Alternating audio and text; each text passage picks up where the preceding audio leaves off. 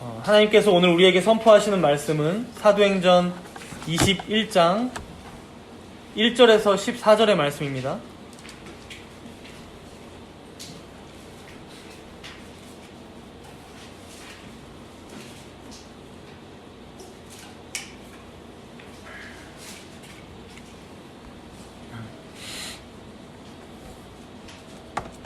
사도행전 21장 1절에서 14절 말씀 제가 봉독하겠습니다.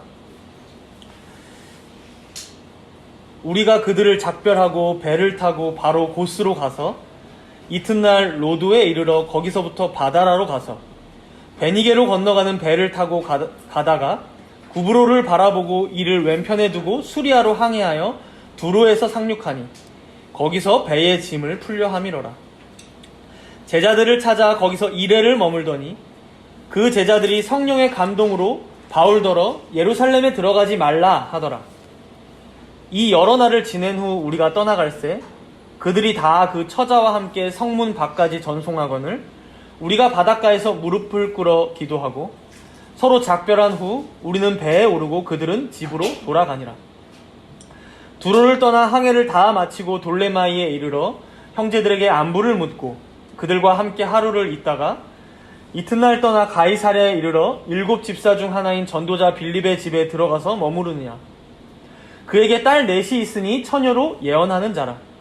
여러 날 머물러 있더니 아가보라 하는 한 선지자가 유대로부터 내려와 우리에게 와서 바울의 띠를 가져다가 자기 수족을 잡아매고 말하기를 성령이 말씀하시되 예루살렘에서 유대인들이 이같이 이 띠 임자를 결박하여 이방인의 손에 넘겨주리라 하거늘 우리가 그 말을 듣고 그곳 사람들과 더불어 바울에게 예루살렘으로 올라가지 말라 권하니 바울이 대답하되 여러분이 어찌하여 울어 내 마음을 상하게 하느냐.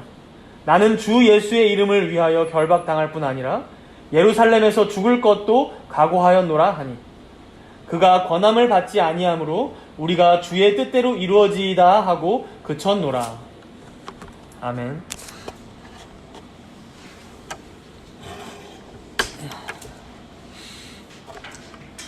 지금 바울은 예루살렘으로 복귀하고 있는 중입니다.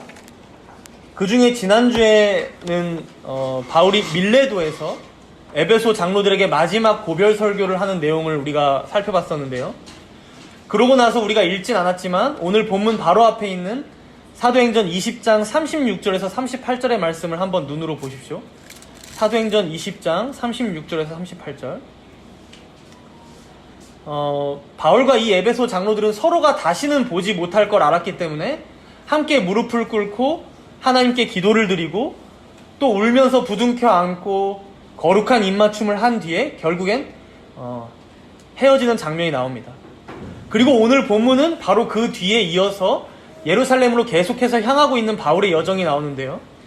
여기서 우리가 한 가지 좀 짚고 넘어갈 것이 왜 바울은 이렇게 예루살렘으로 급하게 가고 있는지에 대한 것입니다. 왜 이렇게 바울은 예루살렘으로 급하게 가고 있는지. 물론 제가 지금까지 간간히 설명은 드려왔지만 이게 사실 사도행전에 명확히 언급이 되어 있지 않아서 학자들도 어느 정도 다른 서신서들과 비교하면서 추측하는 내용인데요. 그 중에 로마서 15장 22절이 있습니다. 우리 함께 찾아보겠습니다. 로마서 15장 22절이에요. 신약성경 260페이지입니다. 조금 길게 살펴볼 거라서 찾는 거니까 잘 찾아서 봐주십시오.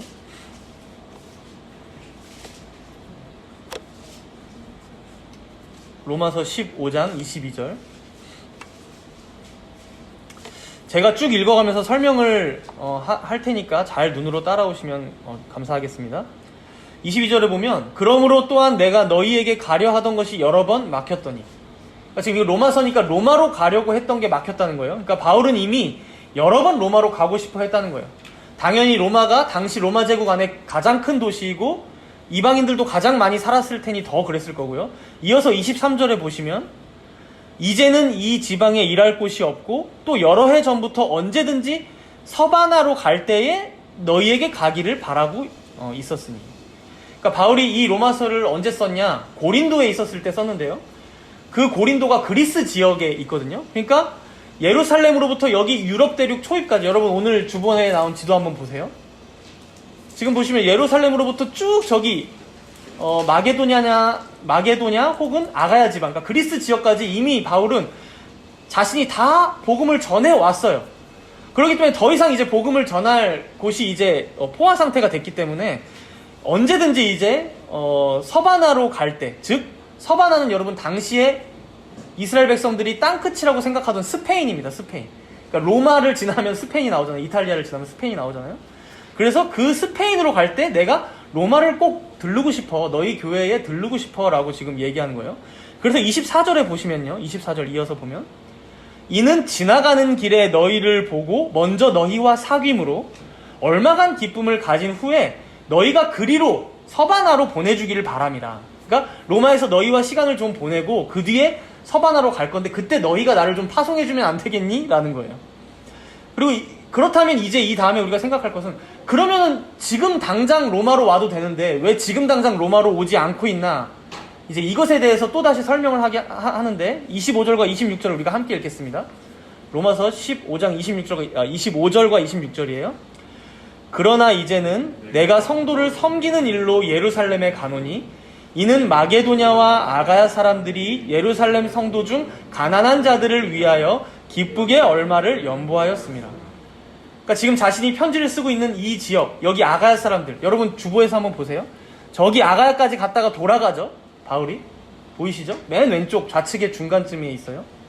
거기서 돌아갈 때 딱 이걸 쓴 거거든요. 그러니까 돌아가려고 지금 이 편지를 쓰고 가는 거예요.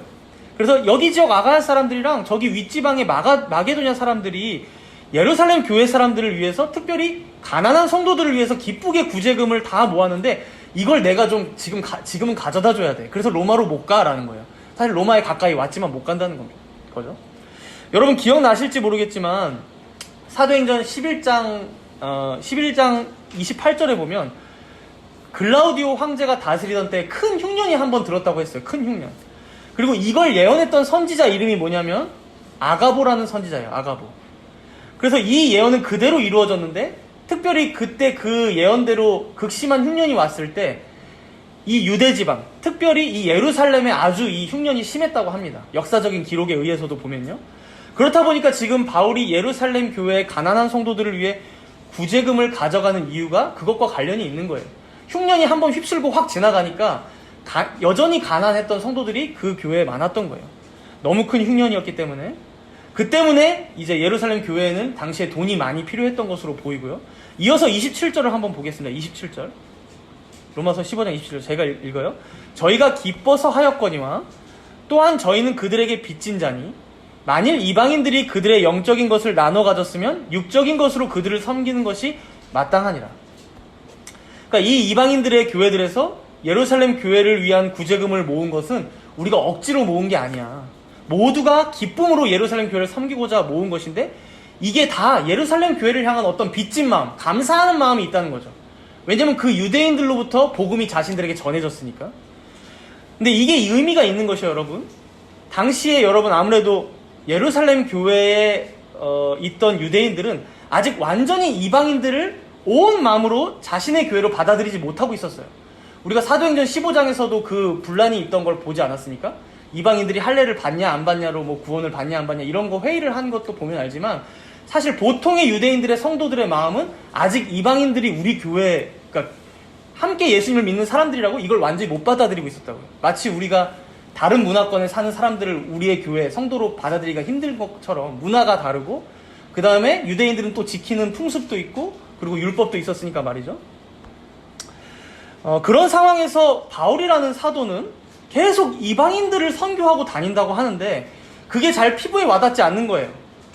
저기 먼 유럽 대륙에도 교회가 있다는데, 고린도에도 있고 아테네에도 있고 뭐 저기 데살로니가 지역에도 있고 빌립보에도 있고 다 있다는데 그 사람들 자기가 본 적이 없고, 그렇죠? 그러니까 뭔가 그리스도 안에 한몸된 지체들이 거기에도 있다라는 생각이 이 예루살렘 교회에 있는 유대인들에게 잘 안 들 수 있죠.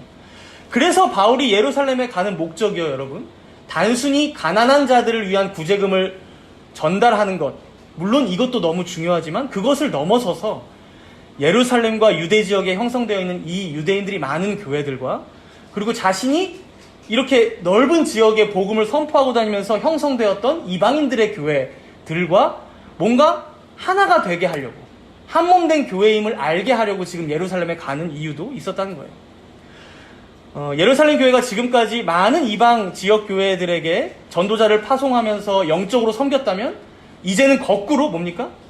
이방의 교회들이 예루살렘 교회를 육적으로 섬기면서 그렇게 서로가 하나임을 확인하고 하나로 묶는 이 역할을 감당하고자 지금 바울은 예루살렘으로 가고 있었다는 거예요.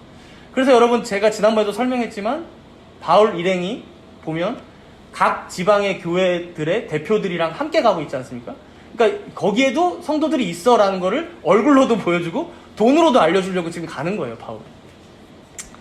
그래서 바울이 마지막으로 이렇게 말씀합니다. 28절 우리 함께 읽겠습니다. 28절, 15장 28절. 그러므로 내가 이 일을 마치고 이 열매를 그들에게 확증한 후에 너희에게 들렀다가 서바나로 가리라. 그래서 바울은 이것이 매우 중요한 일이라고 여겼고요. 이러한 열매를 예루살렘 교회와 성도들에게 확증시켜준 뒤에 그 다음에 너희 로마 교회로 갈게 라는 거예요. 그렇죠? 그래서 이후에 서바나까지도 가는 게 내 목표야 라고 지금 28절에 말씀하고 있는 거예요. 여러분, 바울은 단순히 예루살렘에 잠깐 들르고 싶었던 게 아니에요. 여행이 아닙니다. 모든 지역에 세워져 있는 하나님의 교회들, 즉 보편 교회들이 이 기회를 통해서 서로가 하나임을 확증하는 그 귀한 열매를 맺기를 원했고요. 그리고 이것이 성취된다면 그 다음으로는 자신에게 맡겨진 더 중요한 사명, 무엇입니까? 즉 땅끝까지 이르러 내 증인이 되리라는 그 하나님 예수님의 명령, 그것을 자신이 이루기 위해서 이제 땅끝, 즉 서바나까지 가는 것이 바로 바울의 목표였다는 것이죠. 그래서 로마로 여러 번 가고 싶어 했었는데 이제 마지막 사명을 내가 예루살렘에서 달성하고 그 다음에 로마로, 그 다음에 서바나로 갈게 라고 지금 로마서 15장에서 말씀하고 있는 거예요. 이게 바울이 오늘 본문에서, 사도행전에서 우리가 계속해서 보다시피 예루살렘으로 왜 굳이 가고 있나 라는 바로 그 이유요 목적이었다는 거예요. 그럼 이제 여러분 본문으로 다시 돌아오셔서요, 사도행전 21장이에요. 배경 설명을 여러분들께 해드려야 되다 보니까 좀 길었는데 이걸 알아야 어느 정도 바울의 심정을 알 수가 있거든요. 그래서 설명을 꼭 드렸어요. 본문으로 돌아오셔서 이제 바울이 예루살렘으로 가는 여정을 살펴보면 좋을 것 같은데요. 오늘 본문 1절부터 3절까지 우리 함께 읽도록 하겠습니다. 1절부터 3절. 우리가 그들을 작별하고 배를 타고 바로 고스로 가서 이튿날 로도에 이르러 거기서부터 바다라로 가서 베니게로 건너가는 배를 만나서 타고 가다가 구브로를 바라보고 이를 왼편에 두고 수리아로 항해하여 두로에서 상륙하니 거기서 배의 짐을 풀려 함이러라. 복잡하죠? 지명이 너무 많이 나와서. 그 지도로 보시면 쉽습니다. 지도를 보시면 제가 한 번 더 설명을 해드릴게요. 한번 밀레도를 한번 찾아보세요. 중앙에 있거든요. 에베소 바로 밑에 지역에 있어요. 그러니까 그 밀레도에서 에베소 교회의 장로들, 에베소 노회의 장로들을 불러다가 마지막 고별 설교를 하면서 헤어졌던 거고요. 그 밀레도에서부터 이제 출발하는 내용이에요. 거기서부터 선을 쭉 따라가다 보면 고스섬을 지납니다. 그쵸? 고스섬. 그 다음에 로도섬을 잠깐 들러요. 그 다음에 다시 바다라라는 항구로 가서, 대륙의 항구죠. 거기서 베니게, 즉 저쪽 오른쪽 끝에 보세요. 베니게라고 페니키아라고 나옵니다. 그쵸? 예루살렘 위쪽에. 그죠? 거기 베니게로 가는 배를 타고 왼편으로 구브로섬, 키프로스 섬을 끼고 쭉 수리아 지역 쪽으로 계속 가서 최종적으로 두로에 내려서 배의 짐을 풀었다. 이게 지금 1절부터 3절의 내용이에요. 그쵸? 아시겠죠? 간단합니다. 그냥 쭉 온 거예요. 그쵸? 배를 타고. 그럼 두로에서 먼저 어떤 일이 있었는지 지금 4절에 나오는데요. 우리 4절을 함께 읽겠습니다. 4절. 두로 항구에서 있었던 일입니다. 4절.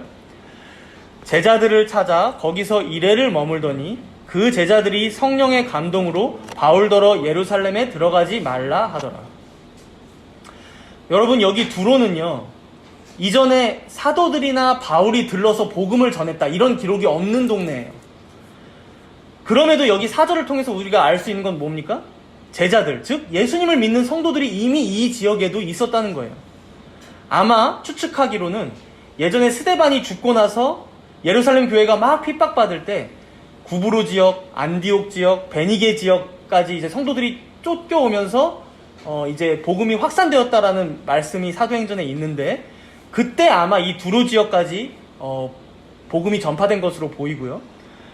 어쨌든 그렇다라고 본다면 사실 바울은 그 자신이 핍박의 당사자 아닙니까? 그렇죠? 예루살렘 교회에 있던 그 성도들을 핍박한 게 앞장섰던 게 누굽니까? 바울이었죠. 끝까지 쫓아가려고 했던 것도 바울이고. 그러니까 뭔가 한편으로는 내가 그때 핍박을 했었어, 미안해 라는 말을 전했을 수도 있고요. 또 한편으로는 그런 일들을 통해서라도 하나님께서는 나를 개종시켰고 지금까지 이렇게 인도해 오셨어, 이렇게 복음을 전하게 하셨어 라는 그런 간증을 이제 은혜롭게 나눴을 것으로 보이는데요. 그렇다 보니까 여기서 1회, 즉 7일을 머뭅니다. 바쁜 여정이었거든요, 사실은. 예루살렘에 빨리 가야 되니까. 근데도 7일을 머무르는데, 물론 여기서 이제 나온 것처럼 바울이 타고 온 배가 여기 항구에서 짐을 풀고 정비해야 해서 겸사겸사 그랬던 걸로 보이고요. 그런데 특이한 점은 뭐냐면, 여기서 7일을 지내는 동안 거기 성도들 중에 성령의 감동을 받아서 바울에게 그 말씀을 전해주는 사람들이 있었는데 뭐라고 했다고 합니까, 지금? 4절에 보니까 예루살렘에 들어가지 말라는 거예요. 말라 하더라. 여기서 하더라라는 이 단어는요, 바울이 여기 두로에 머무는 7일 동안 계속해서 말렸다는 거예요. 이게 이제 헬라어 시제로 미완료 시제라고 계속해서 했다라는 의미거든요. 이러는 거죠. 성령님께서 알려주셨는데요, 바울 선생님, 예루살렘에 가면 위험하대요. 결박과 환란이 기다리고 있대요. 거기 가면 안 돼요 라고 말렸다는 거예요. 여기서 우리가 조금 헷갈릴 수 있는 것은요, 우리가 지금까지 봤다시피 바울은 성령에 매여서 자신이 예루살렘으로 지금 가고 있다라고 얘기를 이미 했었어요. 사도행전 20장에서. 그럼 성령님께서 바울에게는 가라고 하시고 이 제자들에게는 바울을 말려라고 하셨을까요? 그러면 이렇게 서로 다른 지금 계시를 주셨냐, 뜻을 보이시는 거냐, 이렇게 우리가 오해할 수도 있지만 당연히 그런 것은 아니고요. 성령님께서는 이 제자들에게 진리를 알려주신 것 뿐이에요. 뭡니까? 바울이 예루살렘에 가면 결박과 환란이 기다리고 있을 거야. 그런데 이걸 제자들이 듣고 알게 되자 바울 선생님이 거기 가면 결박과 환란을 당한데 가서 가면 안 돼요, 이렇게 자신들이 얘기를 한 거죠. 그렇죠? 조언을 한 거예요. 물론 그러는 중에도 5절과 6절을 한번 보세요. 본문 5절과 6절. 바울은 그런 만류에도 결국 예루살렘을 향해 갑니다. 여러 날을 지낸 후에 떠나게 되는데 제자들의, 이제 성도들의 처자들이 모두 함께 나와서 바울과 함께 무릎을 꿇고 기도하고 이제 에베소 장로들과 했던 것처럼 마지막 작별 인사를 하고 헤어집니다. 그러고서 이제 7절에 보시면 이제 두로 바로 밑에 있는 돌레마이에 가서 또 형제들을 잠깐 만나서 안부를 묻고 그들과 하루를 함께 지내고요. 8절에 보시면 다음 날이 또 되어서 가이사랴로 가는데요. 거기에 지금 누가 지내고 있다고 합니까? 8절에 보면 7 집사 중 하나인 전도자 빌립이 지내고 있다고요. 여러분 기억나실 거예요. 스데반이 죽고 난 이후에 사도행전 8장에서 사마리아로 가서 복음을 전했던 그 빌립 집사예요. 에디오피아 내시에게도 세례를 베풀었었죠. 그 빌립이 그 이후에 여기 가이사랴에 와서 정착하고 아마 한 20년 정도 시간이 흘렀다는 것을 우리는 알 수 있습니다. 그렇다 보니까 당연히 가정도 이루고 그리고 자녀도 더 낳고 했을 텐데 9절에 한번 보시면요, 딸이 4명이 있는데 처녀로 예언하는 자라고 해요. 그렇죠? 처녀로 예언하는 자. 그러니까 딸 넷이 결혼을 안 한 미혼이고 또 뭐라고 되어 있냐면 미래에 대해 예언하는 은사를 가졌던 사람들이었다는 거죠. 근데 왜 이런 설명이 갑자기 나오냐? 이건 바로 아래에 보시면 알 수 있어요. 10절과 11절을 보면 알 수 있는데 함께 읽겠습니다. 10절과 11절. 여러 날 머물러 있더니 아가보라 하는 한 선지자가 유대로부터 내려와 우리에게 와서 바울의 띠를 가져다가 자기 수족을 잡아매고 말하기를 성령이 말씀하시되 예루살렘에서 유대인들이 이같이 이 띠 인자를 결박하여 이방인의 손에 넘겨주리라 하거늘. 여러분, 아까 그 큰 흉년을 예언했던 그 선지자 아가보입니다. 그 선지자 아가보. 그 아가보가 가이사랴에 있는 바울에게까지 일부러 지금 찾아온 거예요. 그리고 예언을 하는데 바울이 몸에 메고 있던 띠, 우리가 요즘에 차고 있는 그런 혁띠랑은 좀 다르고 당시에는 약간 끈입니다. 아주 길어요. 그래서 그 띠를 가져다가 자신의 손과 발을 묶고 말하기를 바울 선생님이 예루살렘에 가면 이렇게 유대인들이 당신을 결박해서 결국 이방인들의 손에 넘겨줄 거예요 라고 지금 예언을 해주고 있는 거예요. 똑같은 예언이죠. 저기 두로에서 제자들이 했던 예언과. 여러분, 이 아가보의 예언은 더욱더 신뢰할 수 있는 예언이에요. 근래 들어서 가장 큰 흉년이었던 그 예언을 그대로 성취하게 했던 사실은 예언자였고요. 선지자였고요. 더해서 이 옆에 지금 누가 이 예언을 함께 듣고 있었습니까? 바로 앞에서 빌립의 네 딸. 그쵸? 근데 그 네 딸이 미래를 예언하는 사람들이라고 했어요. 그런데 이 아가보의 예언을 듣고도 아무도 뭐라고 하지 않고 인정했던 거예요. 그리고 이렇게 하는 거죠. 본문 12절을 우리가 함께 읽겠습니다. 12절이에요. 우리가 그 말을 듣고 그곳 사람들과 더불어 바울에게 예루살렘으로 올라가지 말라 권하니. 여기서 우리가 라고 하는 것은 이 사도행전의 저자 누가를 포함한 바울의 모든 일행들이 다시 한번 거기 가이사랴의 사람들과 더불어 권하고 있는 거예요. 예루살렘에 가지 않는 게 좋지 않을까요? 이렇게 예언하는 거죠. 아가보 선지자의 예언까지 듣고 나서, 그쵸? 아니, 저번에 두로에서도 제자들이 예언했었고, 이제는 아가보 선지자가 마치 구약의 선지자들처럼 행위로 또 상징으로까지 예언을 해주고, 거기다 옆에 있는 빌립의 이 네 딸까지 보증하고 있는데, 그러면 너무도 확실한 건데, 이 결박과 환란을 당한다는 건. 아니 이런 예언 말고도 당신도 듣지 않았냐? 성령님 하나님께 직접적으로 결박과 환란이 있을 거라는 걸. 그런데 왜 도대체 그 고집을 굽히지 않고 계속 가느냐라고 지금 많은 사람들이 말리고 있다는 거예요. 여기까지의 내용이 오늘 본문의 대략적인 흐름입니다. 그런데 우리가 오늘 내용을 보면 이제 두 가지 정도의 의문점을 한번 생각해 볼 수 있는 것 같아요. 이걸 하나씩 정리하면서 우리에게 적용해 보면 좋을 것 같은데요. 먼저 첫 번째로는 왜 성령 하나님께서는 자꾸 바울에게 경고를 주시는 걸까에 대한 의문이에요. 그러니까 이미 바울은요, 사도행전 20장 23절 한번 보실까요? 20장 23절 앞으로 넘기면 에베소 장로들에게 이미 이렇게 고별 선교하면서 얘기합니다.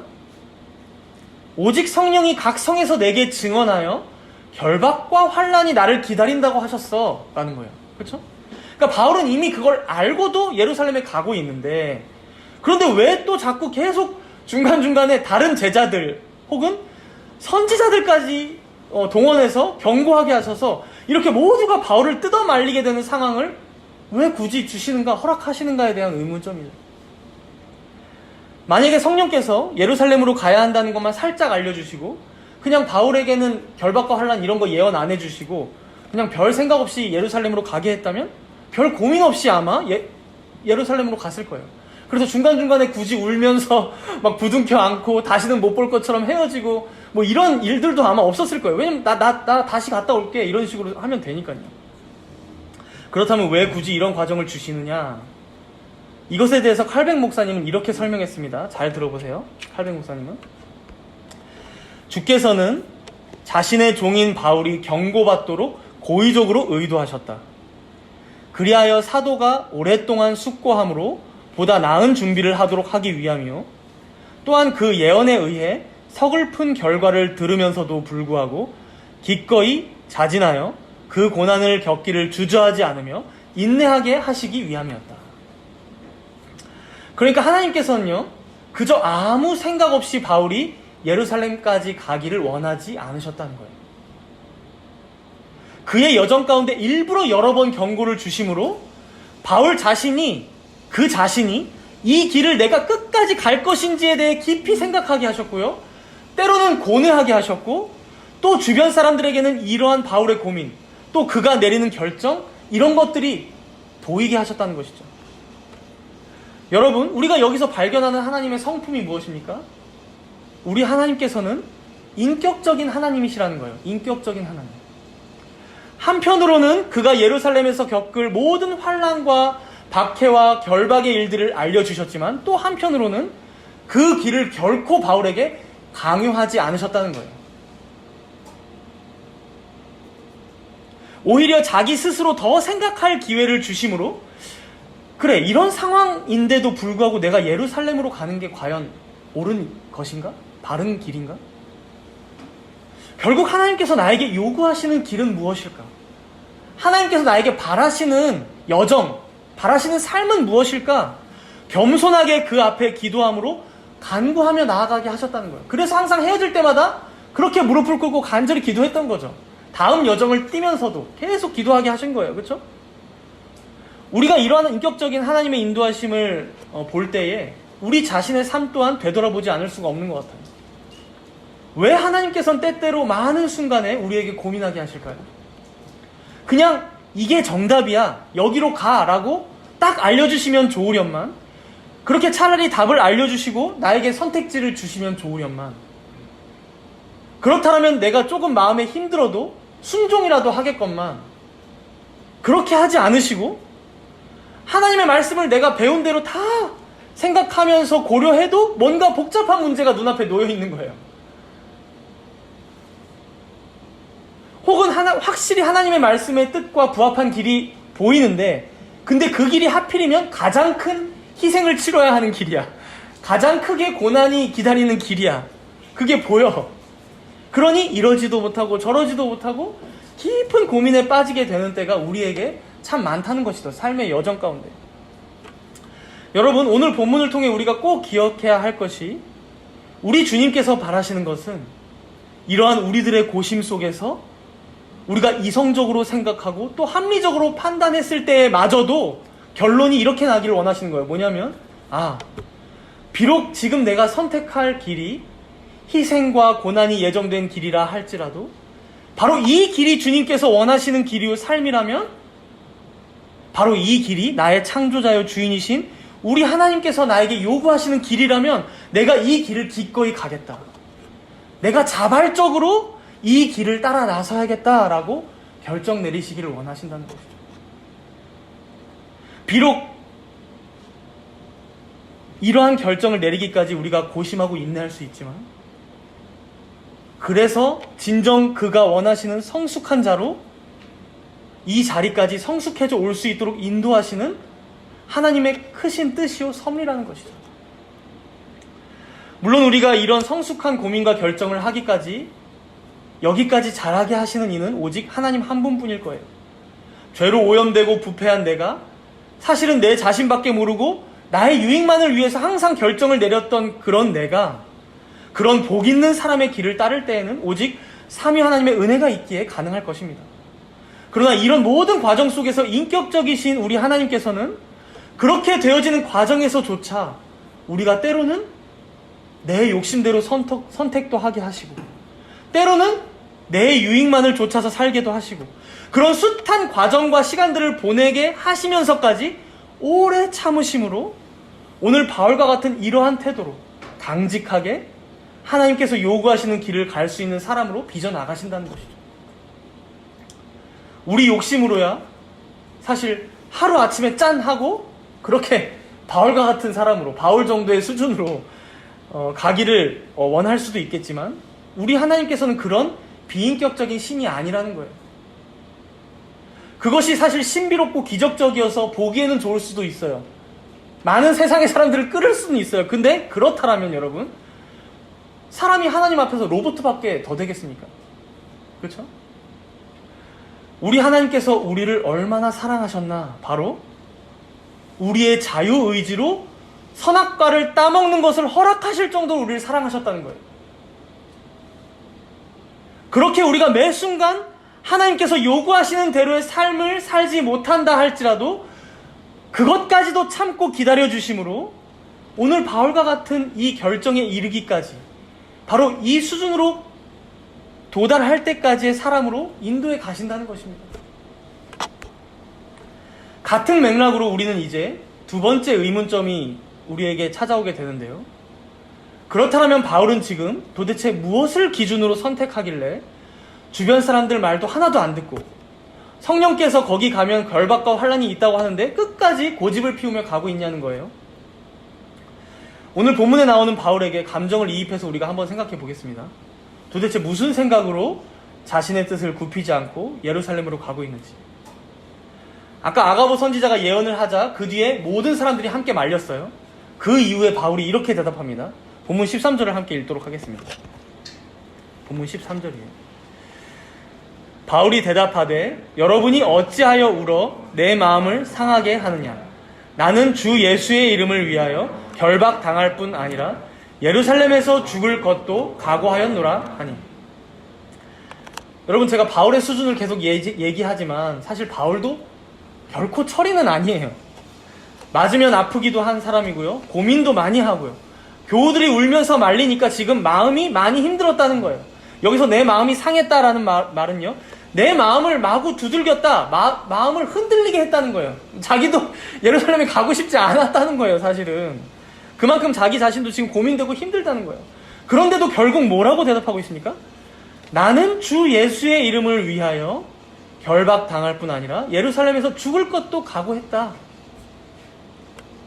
여러분, 우리가 아까 왜 바울이 예루살렘을 가고 있는지 잠시 살펴봤던 것처럼 지금 마게도냐와 아가야 지역에 이 구제금을 전달하는 것, 그리고 또 이 일로 인해서 유대인들과 그리고 이방인들이 그리스도 안에서 온전히 하나가 되고 그 사이에 막혔던 담이 무너지고 그렇게 한 몸과 한 교회를 이루는 것, 바로 이것까지가 자신에게 맡겨진 사명이라고 그는 여겼던 거예요. 모든 교회가, 즉 유대인과 헬라인과 차별 없이 모두가 하나 되는 교회, 바로 그것이 자신의 사명이라고 여겼던 거예요. 그리고 그 일이 바로 주 예수 그리스도의 이름을 위하는, 즉 교회의 머리이신, 모퉁이 돌 대신 우리 그리스도께서 존귀케 되는 길이다. 그리고 그가 십자가에서 죽으셨던 것, 그가 부활하셨던 것, 그리고 그가 참으로 이 교회 가운데 영광받는 길이다 라고 생각했기 때문에 그 누가 말려도 지금 바울은 예루살렘으로 가고 있는 거예요. 그렇다면 우리도 한번 생각해 봐야 할 것 같아요. 여러분들은 인생을 살아가면서 많은 선택을 앞에 두고 무엇을 기준으로 선택을 하고 또 결정을 내리며 살아가고 계십니까? 쉽게 한번 생각해 볼게요. 세상 사람들이 무당에게 점치러 가서 물어보는 게 뭡니까? 무당한테 점치러 가서 내가 어떤 선택을 내려야 잘 되겠냐는 것이죠. 그렇죠? 이사를 하려고 하는데 언제 해야 손 없는 좋은 날이냐? 시험을 치르려고 하는데 언제 치러야 붙겠냐? 언제까지 치러야 되겠냐?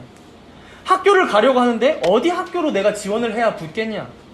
직장을 잡아야 하는데 혹은 남친, 여친을 사귀려고 하는데 괜찮냐? 이것이죠. 다 최종적인 관심이 뭐냐면요, 뭐에 귀결되냐면 내가 뭘 어떻게 해야 내 미래가 잘 되느냐, 부귀와 영화가 따르느냐, 관심이 이겁니다. 중심이. 그렇죠? 이방 종교들도 사실 다 마찬가지예요. 무속 종교뿐만이 아니라 108배를 해서 자식들을 좋은 대학교에 보내려고 하는 거예요. 40일 새벽 기도를 해서 사업을 성공시키고 싶은 거예요. 그런데 사실 이것은 굳이 어떤 무속이나 이방 종교에서 찾지 않아도요, 사실 우리가 솔직히 말하면 다 우리 마음 안에도 있는 아주 자연스러운 생각이에요. 기독교인이라고 예외가 없습니다. 누가 망하고 싶어서 이 인생을 사는 사람이 있겠냐는 것이죠. 그러나 여러분, 우리가 한번 짚어서 생각해 볼 지점은 성도가, 신자가 이렇게 세상에서 모든 사람들이 궁금해하는 그 질문만을 던지며 그 기준대로 살아가는 그 삶을 그들과 똑같이 살아간다면 어찌 세상과 구별된 거룩한 성도라고 우리가 말할 수 있겠습니까? 그래서 성도의 질문은 달라야 돼요. 성도의 관심은 달라야 됩니다. 뭡니까? 하나님께서 나에게 요구하시는 길이 어떤 길이냐? 하나님께서 나에게 바라시는 삶이 어떤 삶이냐? 하나님의 말씀이 흥하는 길이 어떤 길이냐? 하나님께서 영광 받으시는 선택이 어떤 선택이냐? 바로 이것이 신자의 유일한 물음이요, 또 선택의 유일한 기준이 될 수 있다는 거예요. 이런 맥락에서 사실 우리는 지난주에 바울이 에베소 장로들에게 마지막으로 남겼던 말씀과 동일한 교훈을 얻게 되는 거예요. 하나님의 말씀들 중에서 내 입맛대로 골라가며 나한테 맞는 것만 순종하며 살아가는 게 신자의 삶이 아니라 하나님께서 말씀하신 것이라면, 하나님의 뜻이라면 모두 다 순종하기에 힘쓰는 것, 그것이 바로 신자의 삶이라는 것입니다. 그래서 신자의 삶은요, 내가 흥하는 길을 선택하는 삶이 아닙니다. 설사 내가 쇠하는 길이라고 할지라도 그 길이 그가 흥하시는 길이라면, 우리 삼위 하나님께서 영광 받으시고 주님의 교회가 존귀케 되며 그의 교회에 덕을 세우는 일이라면 주저없이 그 길로 선택하고 나아가는 것이 바로 신자된 자들의 삶이요, 그의 몸된 교회들이 나아가야 할 방향이라는 거예요. 그렇기 때문에 사랑하는 여러분, 흔히 세상이 생각하는 어떤 결과에 목을 매는 것이 우리가 해야 할 일이 아닙니다.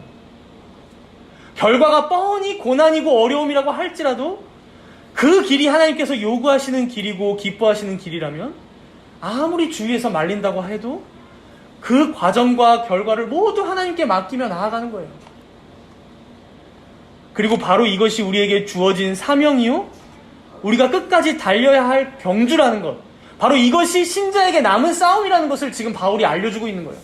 바울이나 세례 요한이 높은 수준이 아니라는 거예요, 여러분. 사실상 신자의 마땅한 삶이라는 겁니다. 이게 신자야 라고 알려주는 거예요. 지금 이게 신자야, 너희들이 그렇게 영광스러운 신자로 부름받았어 라고 하는 거예요. 그래서 때로는 우리가 교회 안에서도 서로 간에 충고를 해줄 때가 있습니다. 중요한 선택을 앞두고. 지금 바울을 울면서 말리는 사람들을 한번 보세요. 이들이 뭐 어떤 욕심이 있어서 바울을 말리고 있겠습니까?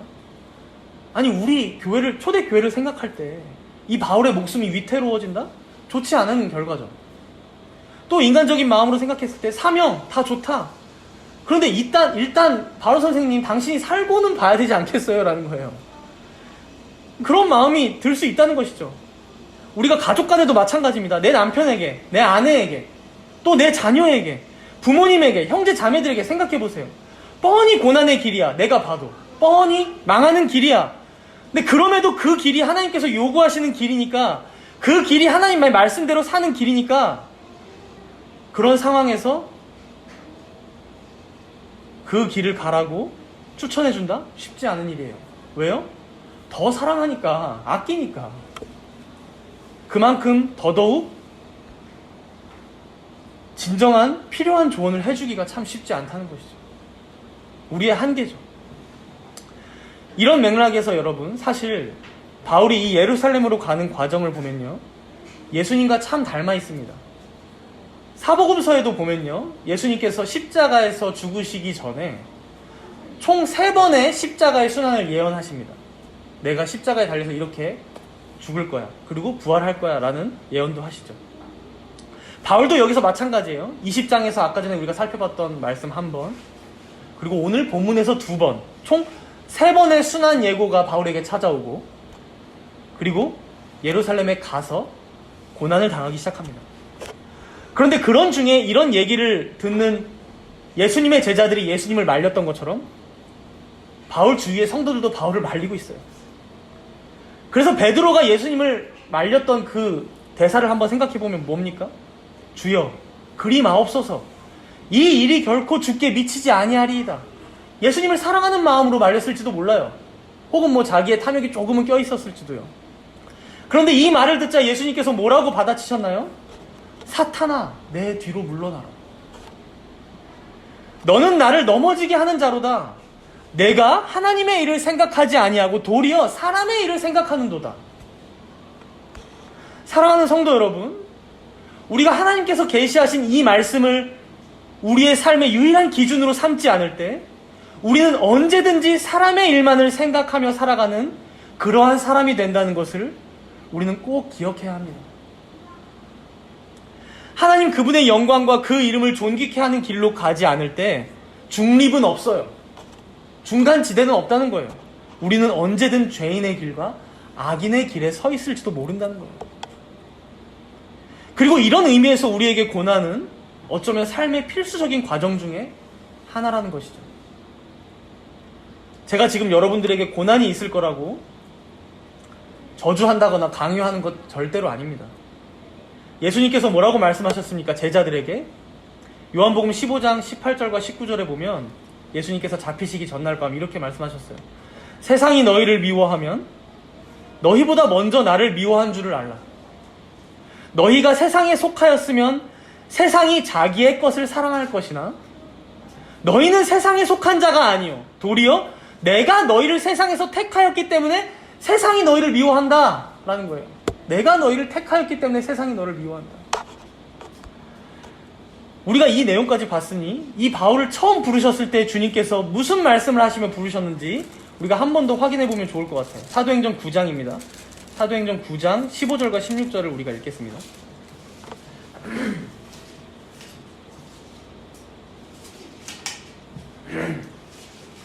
이 사도 바울을 부르실 때 예수님께서 어떻게 부르셨는지 사도행전 9장 15절과 16절 함께 읽겠습니다.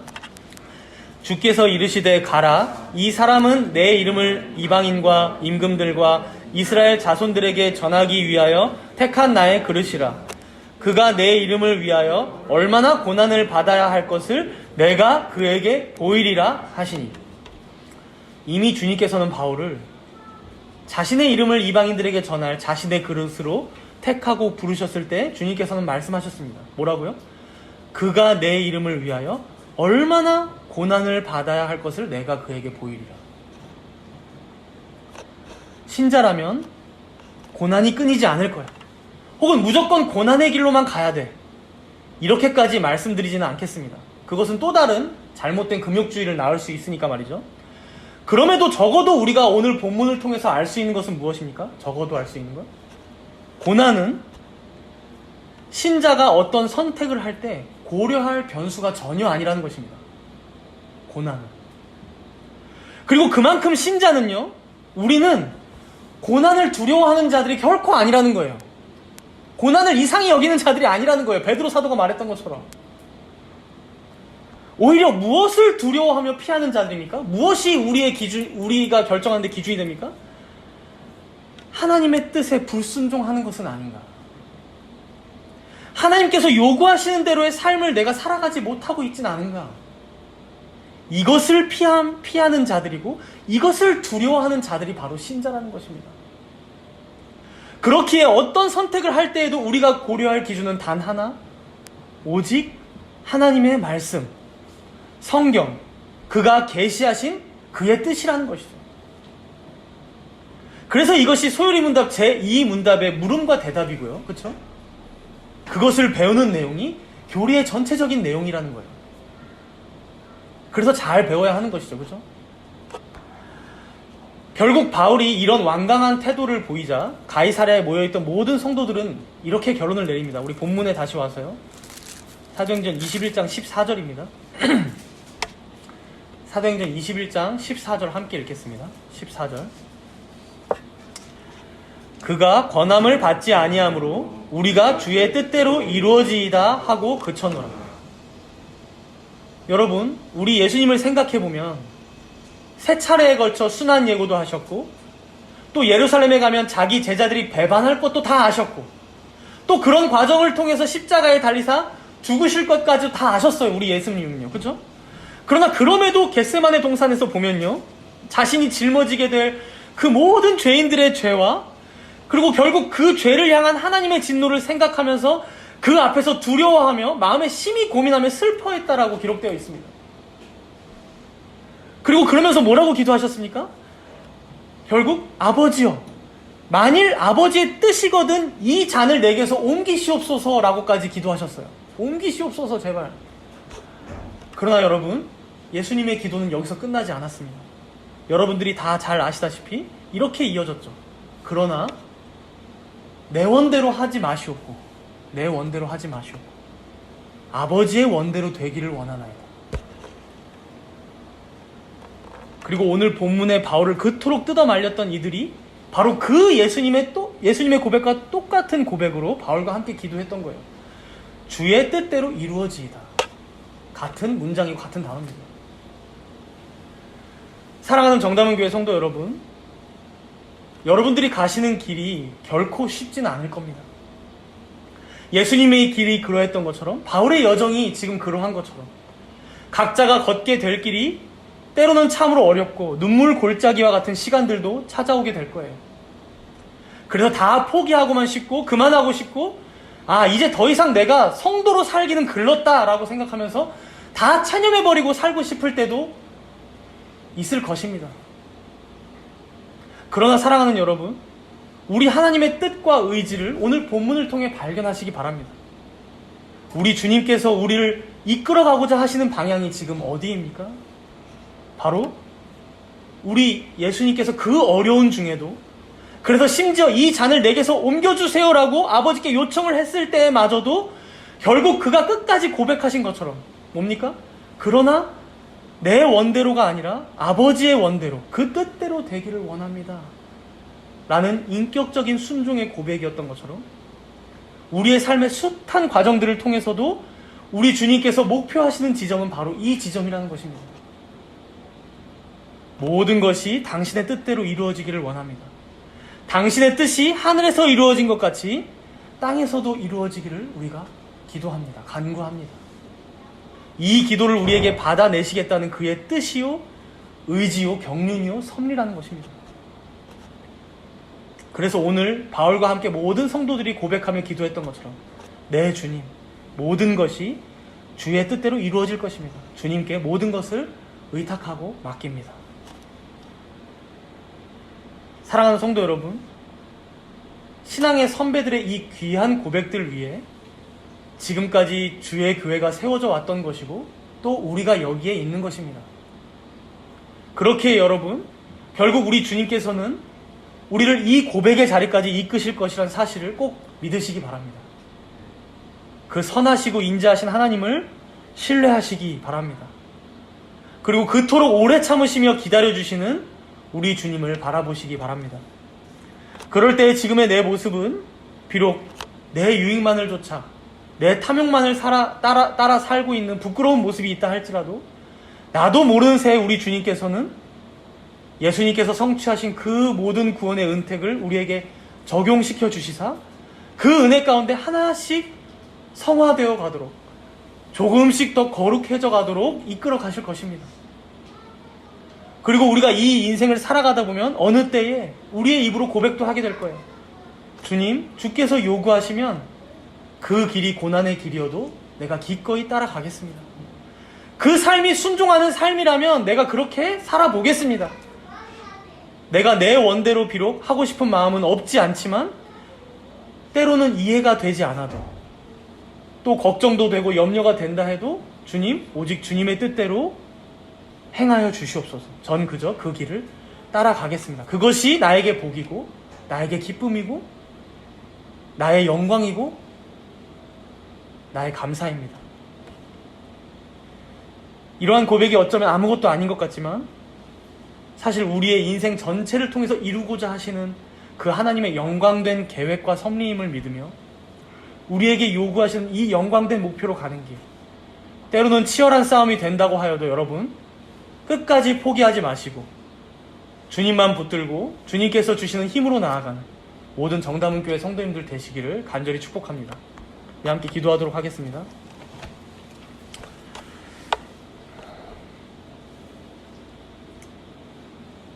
하나님께서 자기 백성들을 영원전에 택하셨을 때 참으로 영광된 자들을 이끄시고자 택하셨음을 우리가 믿습니다.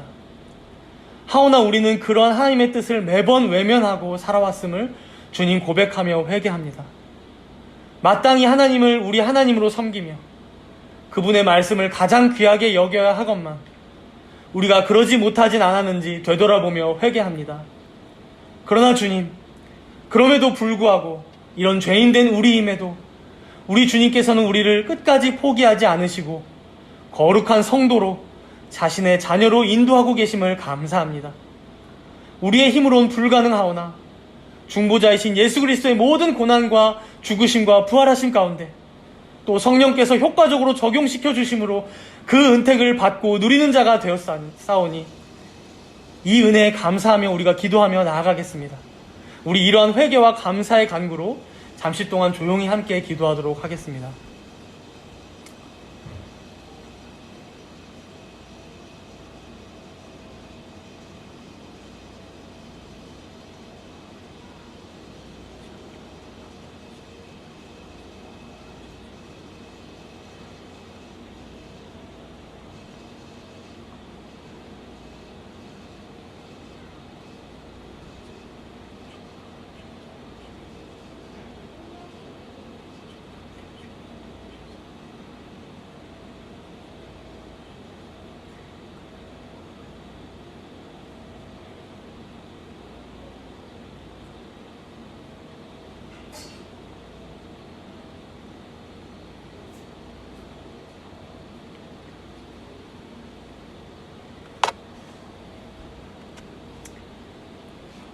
참 답이 나오지 않는 인생, 무엇을 선택하는 것이 지혜로운 것인지, 어떤 길로 가야 어떤 삶을 살아야 옳은 것인지 참으로 혼란스럽고 헷갈리는 시대를 살아갑니다.